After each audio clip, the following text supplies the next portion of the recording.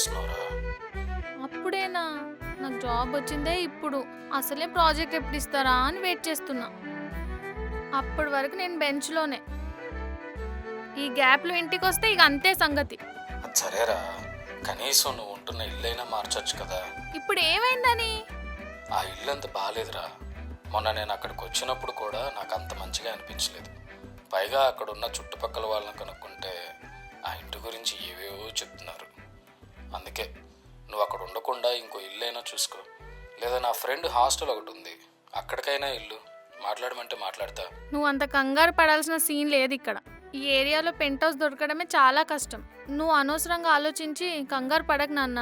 సరే నేను ఆఫీస్కి వెళ్తున్నా, వచ్చాక కాల్ చేస్తా. బాయ్.